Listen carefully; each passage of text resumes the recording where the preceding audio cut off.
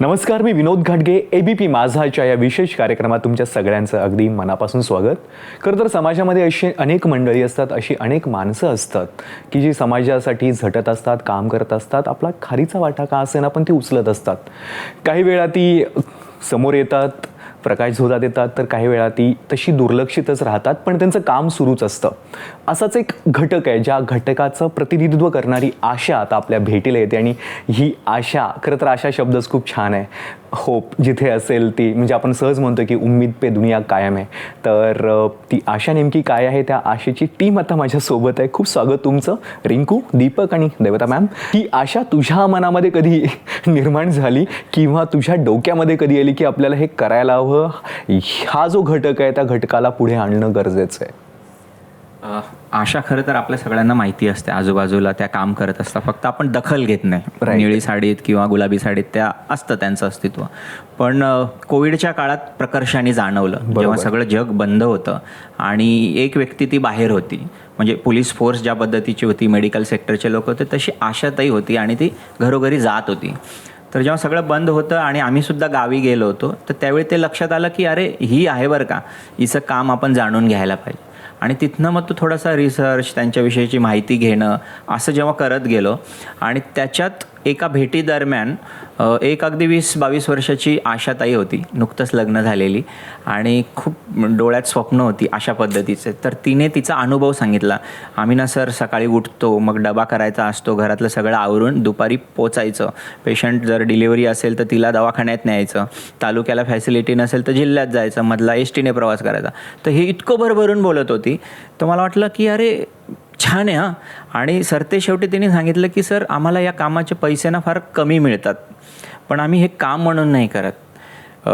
आशा होण्याच्या आधी ना मी ह्या गावात कोणाची तरी मुलगी होती, कोणाची सून होती, कोणाची बायको होती, पण जेव्हापासून मी ही निळी साडी घातली ना तेव्हापासून सगळं गाव मला आशाताई म्हणून. क्या बात आहे. तर मला वाटलं की अरे हा तर मोमेंट आहे. म्हणजे गरजेचं नाही की ड्रामा हा आपल्याला फार मोठं काहीतरी अचीव करणाऱ्याच व्यक्तीच्या आयुष्यात असेल, तो सर्वसामान्य माणसाच्याही आयुष्यात असेल. आणि जेव्हा मग हा रिसर्च करत गेलो तर त्याच्यात नाट्य होतं.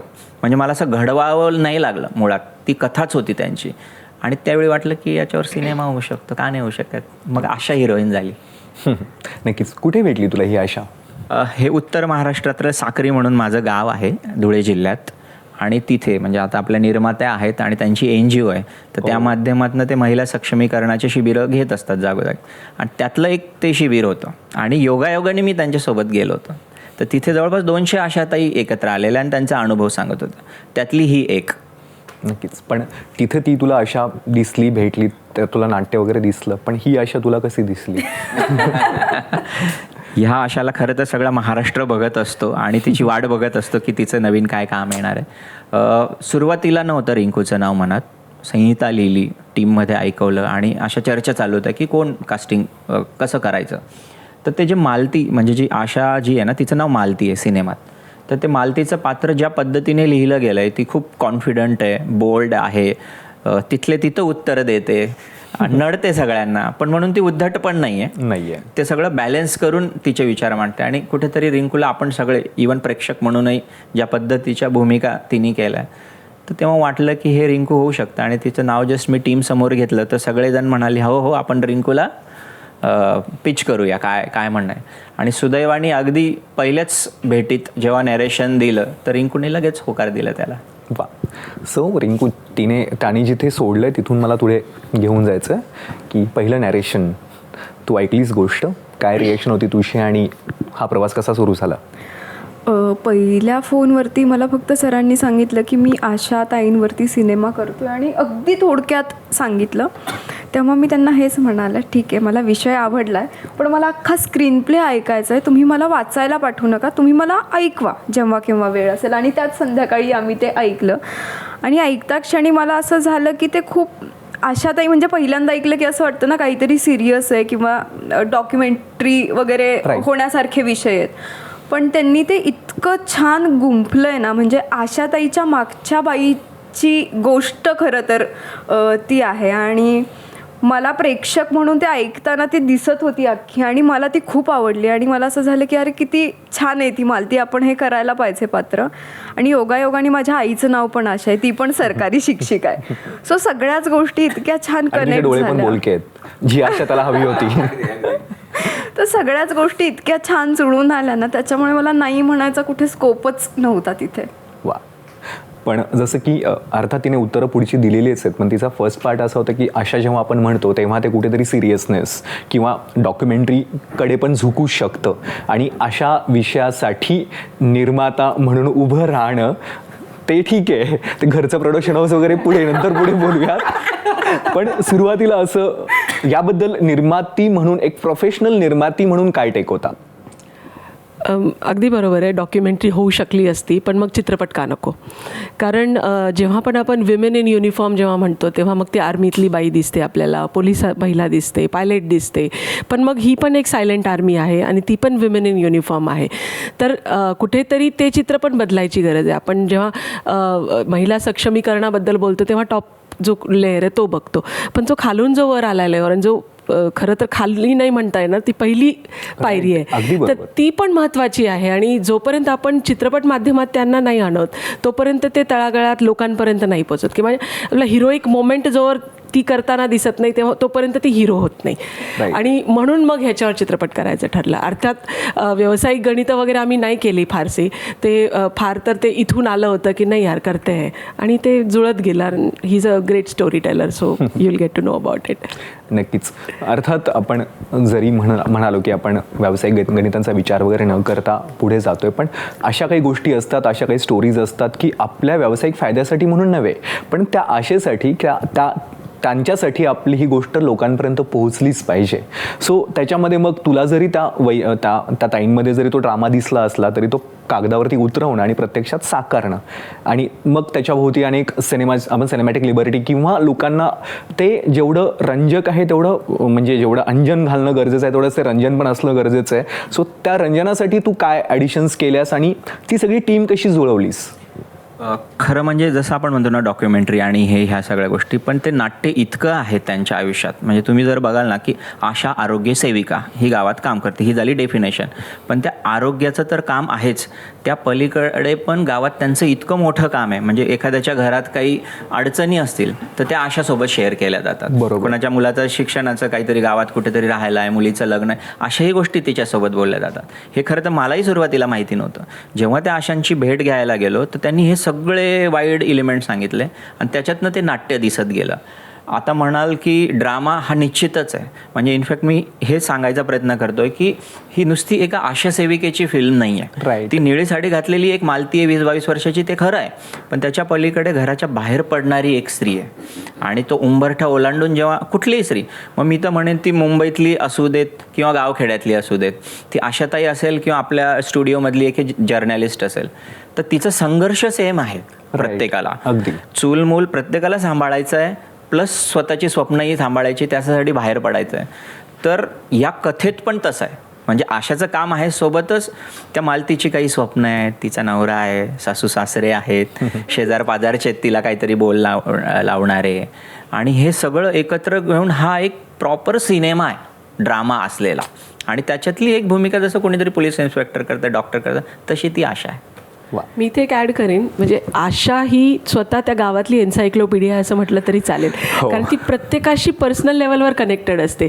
तर तुम्हाला अख्ख्या महाराष्ट्राचा जर फॅमिली ग्राफ जर काढायचा असेल तर त्या 80,000 आशा ज्या आहेत ना त्या तुम्हाला पोचवून देतील. तर त्यांच्याच आयुष्यात इतकं नाट्य घडत असतं, तर मग त्यांना का नाही आणायचं स्क्रीनवरती? नक्कीच, क्या मारलं. रिंकू, पण ही आशा साकारत असताना एक जी इमेज अवघ्या महाराष्ट्राला तुझी माहिती आहे, त्या इमेजच्या पलीकडे जाऊन लोकांनी आपल्याला आशा म्हणून ओळखणं, मालती म्हणून ओळखणं खूप गरजेचं आहे. सो हे तू कसं साकारलंस? आणि तुलाही कमेंट्स आले असतील अशा की मालती पाहिल्यानंतर लोकांनाही काहीतरी वेगळं वाटलं असेल, त्यांनी तुला बोलूनही दाखवलं असेल? कमेंट्स मला खूप वेगवेगळ्या आणि आम्हाला सगळ्यांनाच इतक्या चांगल्या येत आहेत. आणि मला हे सांगायला खूप आवडेल आता खरं तर इथे की मी मध्ये नागपूरला गेले तर सैराटच्या पलीकडे झाल्यानंतर मला एकाच आवाजाची सवय होती, आर्चीताई. सो कोणीतरी मला आशाताई म्हणून आवाज पहिल्यांदा दिला आणि पहिल्यांदा मला कळालं नाही, त्याच्यामुळे आपण बघत नाही ना मी आशाताई थोडी.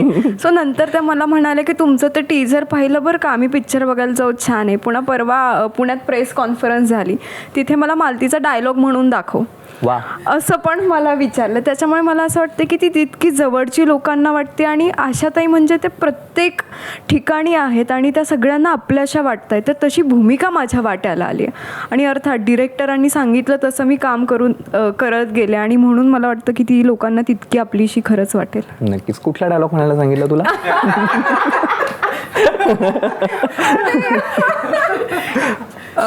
जे ट्रेलरच्या शेवटी पण जे मालती म्हणते की मी एक पिक्चर बघितला होता, त्याच्यामध्ये हेमा मालिनी ललिता पवारला असंच मारून टाकते. सो मला माहिती नाही, म्हणजे मला म्हणायला लावलं ह्याच्यापेक्षा आनंद ह्याचा आहे की लोक छोट्या छोट्या गोष्टी तुमच्या लक्षात ठेवतात आणि नोटीस करतात. अर्थात, पण लोक उगाच नोटीस नाहीत करत, त्यात काहीतरी असेल आणि ते टच झालं तर लोक नोटीस करतात, नाही तर असंख्य कॉन्टेंटचा मारा आपल्यावरती दररोज प्रत्येक सेकंदाला होतच असतो. हाच प्रश्न मला पुढे घेऊन जायचा आहे की आर्ची टू मालती, म्हणजे जेव्हा तू कधीतरी तुझ्या डोक्यात हा विचार आला असेल की आपल्याला या रोलसाठी रिंकू हवी आहे, तेव्हा पुढचा नेक्स्ट क्वेश्चन तुझ्या डोक्यात पण हाच आला असेल की आपण इमेज तिची कशी ब्रेक करणार आहोत किंवा ती आशाताई लोकांनी म्हणूनच तिच्याकडे पाहावं. सो त्यावरती तू काय विचार केला होतास? खरं आहे, कारण रिंकूकडून महाराष्ट्राला अपेक्षा असतात. ती महाराष्ट्राची स्टार आहे, म्हणजे ती कुठेही गेल्यानंतर प्रचंड गर्दी असते, हे तेवढंच खरं आहे. तर त्यामुळे दिग्दर्शक म्हणून तिला कास्ट तर केलं गेलं, पण 100% मला कुठेतरी वाटत होतं की ती आशा कशी दिसेल, ती लोकांकडून स्वीकारली जाईल किंवा नाही. पण मला आठवतं रिंकू शूटचा आपला पहिला दिवस होता, त्याच्या आधी आम्ही लुक टेस्ट वगैरे छोट्या गोष्टी केलेल्या, पण जेव्हा ती कॅमेऱ्यासमोर ती निळी साडी घालून हातात बॅग आणि ते सगळं घेऊन समोर आली ना, तर मला तो एक मोमेंट होता की पॉज, आणि तिला जाऊन सांगितलं की मला माझी ही मालती दिसते, आशा दिसते. आणि त्याच्यानंतर मग ती अभिनेत्री म्हणून तर सहज आहेच, म्हणजे तिच्यावर काही बर्डन नसतं, उलट ती एकदम सहज तिचे ते डायलॉग्स म्हणत असते आणि हे, कारण ते तुझ्यावरही टाकून रिकामी होते. पण तिची कामाची स्टाईल कशी आहे ना, जसं मगाशी म्हणाले की मला पेपर नको द्या सर, स्क्रिप्ट नको, तुम्ही मला ते वाचून सांगा, किंवा कुठलाही सीन तुम्ही कसा बघतायत ना, मला तो प्रॉपर समजावून सांगा, मी त्याला देईन. आणि हे असं व्यक्तिमत्व आहे, मला असं वाटतं की त्याच्यात जर तुम्ही 5 टाकलं ना, तर त्यातनं 10 तुम्हाला आउटपुट मिळेल. वा, पण ह्या सगळ्या म्हणजे अगदी अपघाताने तू या इंडस्ट्रीमध्ये आलीस आणि हे सगळं माहितीचं आहे. सो इथवरचा जो प्रवास आहे की प्रत्येक टप्प्यावरती काहीतरी शिकत गेली असशील आणि या सिनेमाने खूप साऱ्या गोष्टी शिकवल्या असतील. अगदी जसं तू सांगलेस की मला गोष्ट ऐकायला आवडेल, त्या ऐकण्यामध्ये आपल्याला कॅरेक्टर कळत जातं वाचण्यापेक्षा जास्त. सो ही स्वतःची पद्धत काय डेव्हलप केली आहेस तू? कशा पद्धतीनं स्वतःला तू त्या भूमिकेकडे घेऊन जातेस? मला आता माहिती नाही खरं याचं उत्तर कसं द्यायचं, कारण मी इतकं स्वतःकडे पण कधी बघितलं नाही. मी गो विथ द फ्लो काम करणारी खूप मुलगी आहे आणि मला नेहमी असं वाटतं की रायटरनी किंवा डिरेक्टरनी मिळून खूप विचार करून ते पात्र खूप काळ जगून ते मांडलेलं असतं. जेव्हा मी वाचते किंवा जर मला स्क्रिप्ट दिली तेव्हा ती मी माझी फिल्म उभी करते आणि जेव्हा डिरेक्टर मला सांगतात तेव्हा त्यांची मालती मला कळते. म्हणून माझं प्रत्येक फिल्म करताना नेहमी हेच असतं डिरेक्टरांना की मला ते तुम्ही करून सांगा. आणि काम करताना पण ना मी खूप काही अभ्यास वगैरे नाही मालतीचा करून गेली. मला कळालेली ती कशी आणि ती खरं तर जवळपास माझ्यासारखी आहे. त्याच्यामुळे मी सेटवरती त्यांना विचारते की मालती हे करू शकते ना, किंवा मी कुठे कमी पडले तर सर मागून म्हणायचे आणखी जोर लावून ना भांडणा. सो ह्या छोट्या छोट्या गोष्टी मग वर्क होतात. मला वाटतं ते टीम वर्क असतं. माझंही आज खूप काम चांगलं दिसत असेल किंवा मी फिल्ममध्ये चांगली दिसत असेल तर त्याच्यामागे खूप लोक काम करत असतात. मग ते कॉस्ट्युम असेल, मेकअप असेल, स्क्रिप्ट असेल, को ॲक्टर असेल. त्याच्यामुळे हे सगळं जर जेव्हा छान मिळून येतं ना, मला वाटतं तेव्हा आपण आणखी चांगले दिसतो. नक्कीच. पण तू म्हणालीस की तुझी आई प्राथमिक शिक्षिका आहे आणि मला वाटते काही म्हणजे अजूनही की जी भूमिका आशाताई समाजामध्ये साकारते तीच भूमिका प्राथमिक शिक्षिका ह्या गावासाठी निभावत असतात अगदी आधीपासून, की काहीही घडलं तरी जाऊन मास्तरीनबाईंना जाऊन सांगूयात असं होतं. सो आणि अर्थात मग त्याच्यामध्ये हेही होतं की जितके ते चांगल्या गोष्टी आहेत तितकंच मग खूप वेळ बाहेर जाणं, लोकांसाठी वेळ देणं आणि ह्या सगळ्या गोष्टी आहेत. तुझ्या आईकडे तू या सगळ्यामध्ये कसं पाहतेस किंवा तुला काय अनुभव आहेत का की अनेक लोक प्रश्न घेऊन येत असतात, प्रत्येक प्रश्नाचं उत्तर मास्तरीनबाई नक्की देतील असं त्यांना वाटत असतं. हां, म्हणजे मी हे लहानपणापासून सेम गोष्टी घरात बघितल्यात. इवन जिथे शिक्षणाला महत्त्व नव्हतं तिथं माझी आई जाऊन मुलांना पकडून आणून हापशाखाली अंघोळ घालून घरून नवीन कपडे घेऊन जाऊन छान छान खाऊ त्यांना देऊन तिने शाळा सुरू केली आहे. किंवा कित्येक ठिकाणी पुन्हा बायका ज्या असतात छोट्या वस्तीतल्या, तर माझा नवरा पाठवतच नाही शाळेत, मग फीस भरत नाही.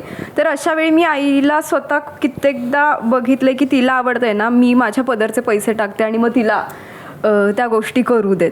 सो हे मी बघत आले, म्हणूनच मला मालती आणि अशा इतक्या जवळच्या वाटल्या. आणि मला असं वाटलं की ना, ह्या बायकांची गोष्ट कधी समोर येतच नाही किंवा ह्यांना आपण तितकं महत्त्वच देत नाही. आणि म्हणून खरं तर हे कारण आहे की ही फिल्म मला पटकन करावीशी वाटली. वा. ट्रेलरचे तुला काही रिॲक्शन्स आलेल्या? खूप, म्हणजे आपण तिथे जाऊन कमेंट सेक्शनमध्ये तर वाचतोच आहे, Yes. पण मला काही गोष्टी DM होत आहेत किंवा अनेक ठिकाणाहून मला कळत नाही की माझा नंबर कसा तो व्हायरल झाला आहे, तर लोक सांगतायत. आणि फ्रँकली मी ते खूप आनंदाने ऐकतो पण आहे, पेशंटली थांबून जातो कुठेतरी. कारण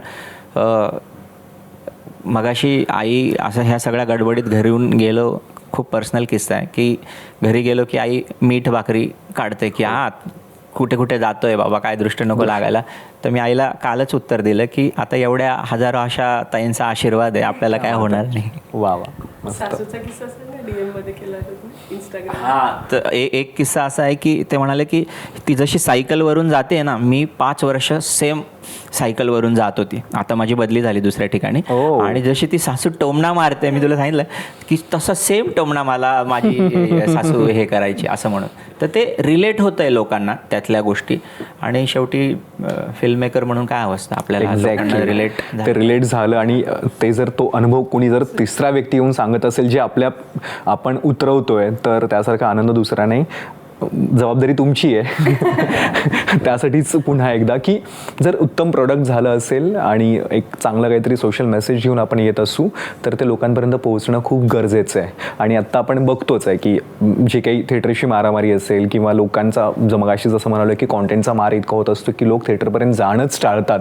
सो या सगळ्यामध्ये हा सिनेमा पोहोचवण्यासाठी निर्माती म्हणून काय तुमचे प्लॅन्स आहेत, काय अर्थात आपण आव्हानही करू शकतो लोकांना. सो तुमच्या डोक्यामध्ये काय विचार सुरू आहे? खरं तर पहिली जी लढाई जिंकली ती म्हणजे की पॅनोरामा स्टुडिओजसारखी मोठी डिस्ट्रीब्युशन संस्था जी आहे ती ऑन बोर्ड आली. आणि त्यांनी फिल्म स्क्रीनिंग पाहिली आहे, त्याने मला बहुत प्यारी फिल्म बनी आहे. मुरली छतवानी ते म्हणाले की हम ऑन बोर्ड आ रहे विल डिस्ट्रीब्यूट दिस.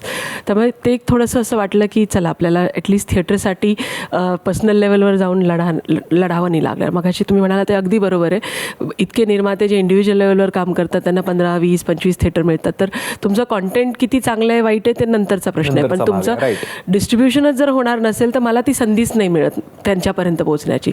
तर ते एक थोडंसं वाटतं की थिएटर आपल्याला मिळणार आहेत.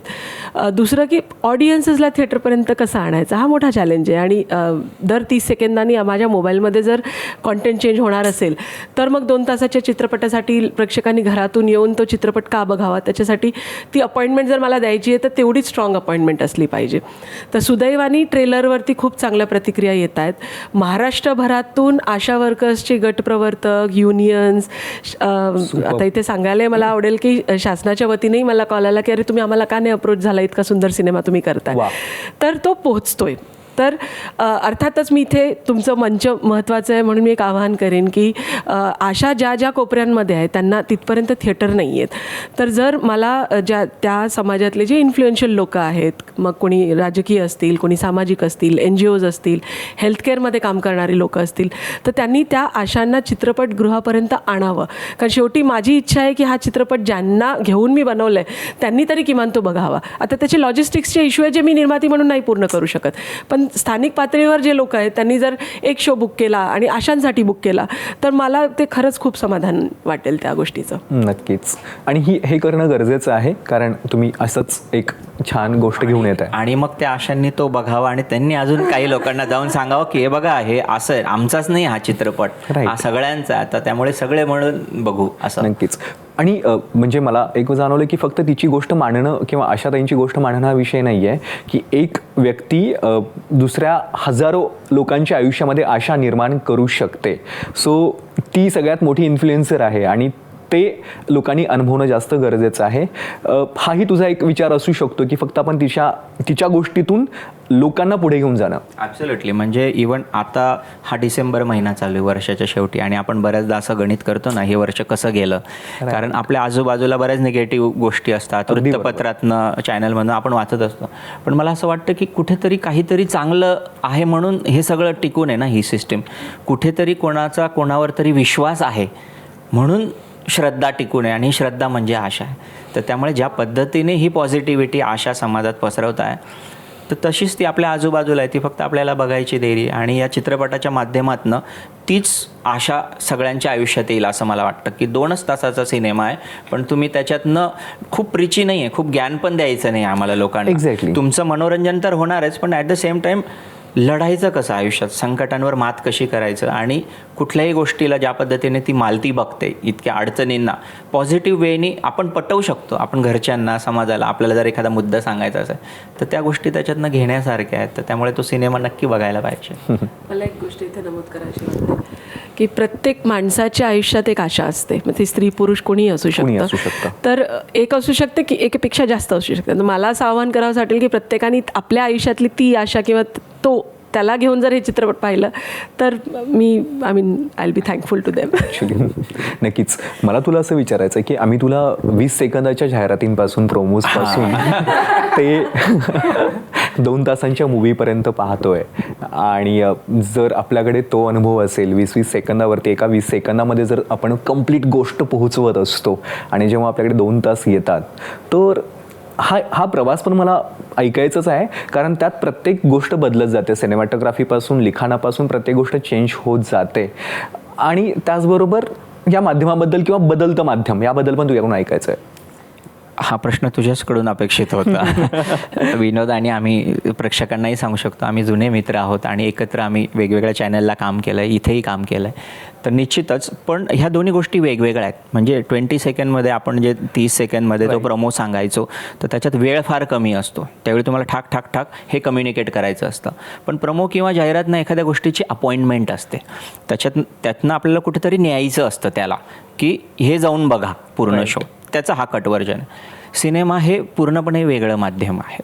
सिनेमात काय होतं की तुम्ही एखाद्या पात्राची गोष्ट सांगत असतात, त्याच्या आयुष्यातली स्वप्न सांगत असतात, त्याचं अपयश, यश, आणि हे सगळं 2 तासात. कारण 3 तासाचा पण काळ गेला आहे, आता तेवढं नाही आहे लोकांना.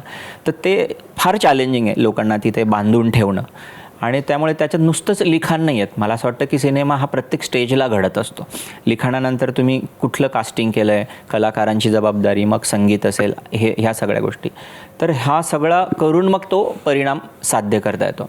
आता राहिला तू म्हणशील की चेंज कसा होतो. आता गेल्या 18-20 वर्षात मी या क्षेत्रात आहे, तर खूप चेंज आहे, ट्रिमेंडस. आपल्यासमोर PCRचेही मित्र असतील किंवा काय, त्याचं टेक्निकल गोष्टी झाल्यात. आपले कॅमेरे बदललेत, आपली टेप बदलली, ती एवढी होती आणि आपण ती सिंगापूरला पाठवायचो संध्याकाळी कार्गो करून, आणि आता एका क्लिकवर ते ऑन एअर अपलोड होतं. पण त्याशिवाय पण ना, लोकांचा टाईम स्पॅन कमी झाला आहे. म्हणजे मोबाईल हातात आल्यानंतर आपले सगळे रील 30-40 सेकंदाचे मर्यादित आहेत. त्या वेळात तुम्हाला ते सांगायचं आहे, तितके प्रभावीपणे सांगायचं आहे.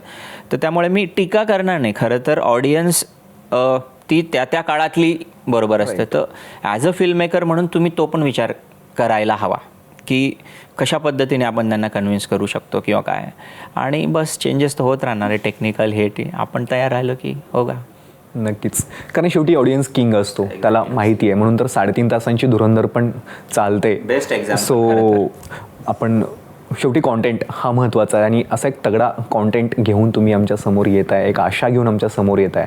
सो या सिनेमाला खरं तर रिंकू खूप साऱ्या शुभेच्छा आहेत तुम्हाला नेहमीच. आणि हा सिनेमा असं तुम्ही म्हणाला तसं लोकांपर्यंत पोहोचलाच पाहिजे, आणि तो पोहोचेल याची खात्री पण आहे.